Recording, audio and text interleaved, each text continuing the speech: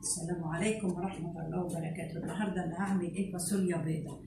طبعا الفاصوليا دي أنا نقعها من امبارح بالليل. ممكن بتنقعوها 4 ساعات يعني لو عايزين حابين أسرع يعني. بس أنا نقعها من بالليل، صفيتها بقى وغسلتها كويس وصفيتها وحطها بقى هتتسلق هنا يعني نص سوا، مش هسويها قوي. فأنا هغطيها كده وهسيبها تتسلق. هنا بقى التعصيجة بتاعت الفاصوليا.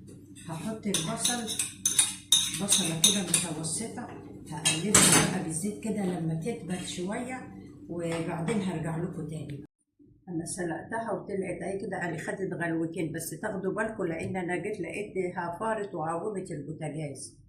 فأنا نضفت البوتاجاز وشلتها، يعني مش لازم تستوي قوي، يا دوب تاخد كده غلوتين وتقوموا شايلينها. فأنا دلوقتي هعبي عشان ده نص كيلو طلع كتير قوي، فأنا هشيل كده حبة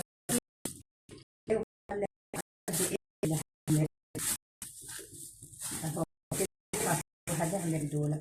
فدلوقتي هنيجي كده البصله بقى هنا اتعملت كده، هقوم حاطه عليها البيضه دي كده، وهنستنى بقى اما البصله تتعصب شويه وهرجع لكم تاني. ده القوطه اهي، يعني انا حطيت لها كوبايه شوربه وسبتها تغلي كده شويه كده، حسقت بقى هنحط الاول التوابل، ملح، بابريكا، بهارات، فلفل اسود. كده خلاص كده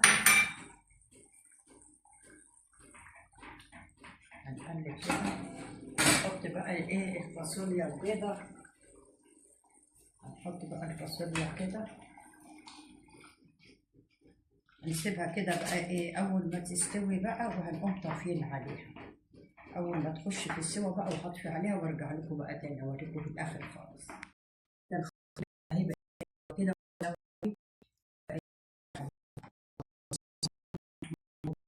بارد